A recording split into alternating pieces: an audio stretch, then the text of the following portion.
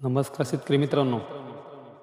आज आपण आपल्या शेतामध्ये सोलरच्या 3 HP बोरवेल्सवरती रेन पाईप आपण ट्राय करून बघणार आहोत.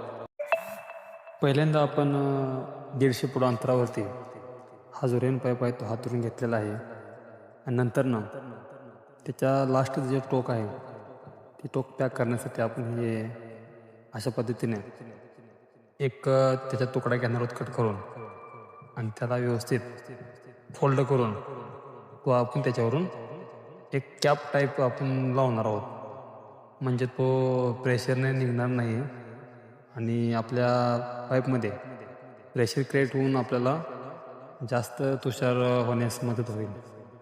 काही जण या ठिकाणी गाठ मारतात, तर ती गाठ मारल्यानंतर आपण परत ह्या साईडचं जे टोक असतं ते आपण वापरू शकत नाही. आणि वरतून जर लावायचं म्हणलं तर ह्या पद्धतीने लावायचं आहे आपल्याला. आता हे आपण जुन्या माझं असल्यामुळे मी त्या ठिकाणी एक 20 mm चा तुकडा ॲड करून त्याला आपण जो रेंजचा जो तुटी आहे ती तुटी आपण या ठिकाणी बसवून घेणार आहोत. अशा पद्धतीने बसवल्यानंतर रेन पाईपचं आपण जे दुसरं टोक आहे या ठिकाणी आपण व्यवस्थित लावून घेत आहोत. आणि लावून घेतल्यानंतर वरची कॅप पॅक करून चालू केलेलं आहे.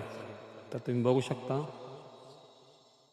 तर सोलरच्या 3 HP वरती आता ऊन कमी असताना देखील बऱ्यापैकी हा प्रेशर मेंटेन झालेला आहे आणि पूर्ण सारा या ठिकाणी आपल्याला दिसत असलेला दिसत आहे.